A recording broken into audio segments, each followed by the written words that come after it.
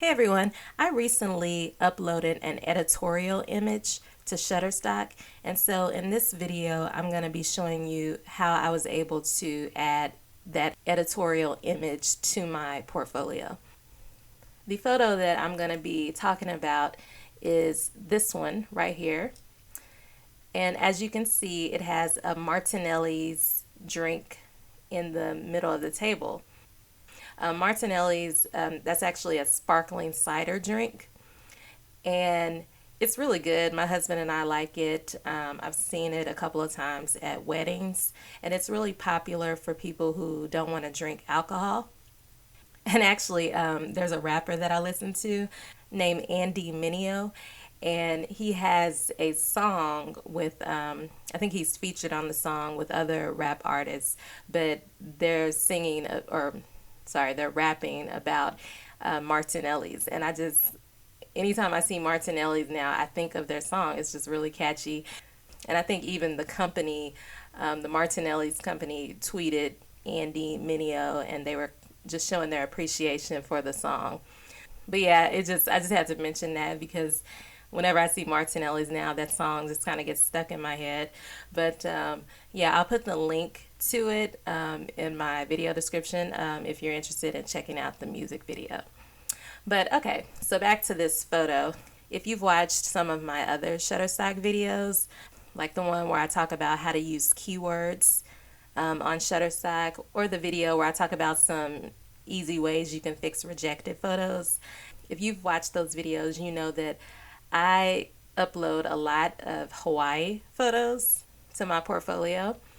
And this is one that I've kind of been holding on to because I know that it has the Martinelli's right there in the middle. And so I knew that if I tried to upload it, I would get a rejection.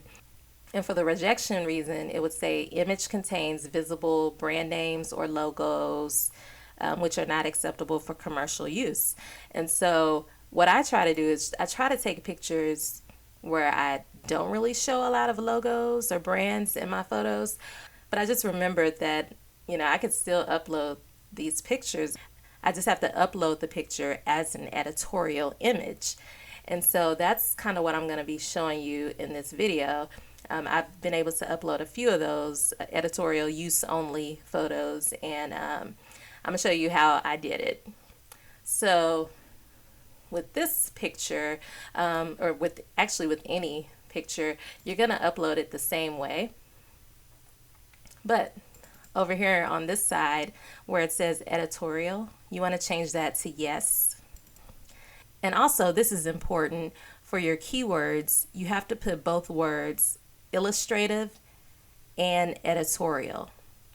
So you have to have illustrative as a keyword and editorial as a keyword. Or you could just combine them and put illustrative, editorial. That's what I did. It just saves time to just combine both words. So as long as you have illustrative, editorial as your keyword, you have to do that in order for it to be accepted. I think if you were to forget to put yes for editorial on the drop down, or if you forgot those keywords, your photo would not be approved. But I think for the rejection reason, it would say editorial caption for the rejection reason. And so that'll kind of give you an idea that you might have forgot to do one or the other. I almost forgot to put illustrative editorial as my keyword, but I was able to go back into the photo and add it before it was reviewed. And that's another tip. If you're ever uploading images and you know that you forgot to maybe put a category or select the correct category for an image, or you forgot a keyword, you can go to approval status, images under portfolio, and where it says batches pending approval, if you have any photos listed there, you can edit them and fix whatever you need to before they're reviewed. So just a side note. Also, when you're uploading these editorial images, you have to be very descriptive when it comes to your description, title, caption. And so in this box, you kind of have to answer the who, what, when, and where of the picture. So be very detailed. If you know the location, put that. If you know the date of the photo, put that. There are some more examples of editorial photos and how you should write your description. So I'm going to put a link in my video description below to a page that talks about how to upload editorial images, and it just goes into more details for you. And I think it has a picture on there of an event that someone uploaded, and so they have the date of the event and the location of the event. And so because there are so many different types of editorial images you can add to your portfolio, I'm going to put that link to that article in my video description so you can check it out. This is just a video to explain how I was able to add some photos to my portfolio as editorial only images that had a brand visible in the photo.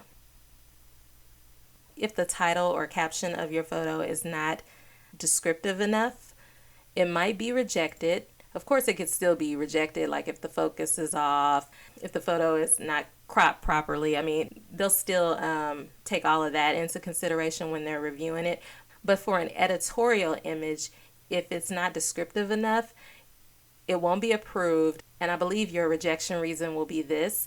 It says unacceptable editorial caption.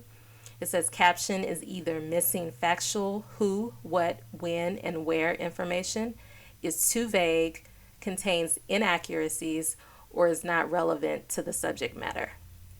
So, you want to be as descriptive as possible. And like I said, there are so many editorial images that you can upload. I think even images that have celebrities in them. And so I'm going to just put that article below so you can check it out.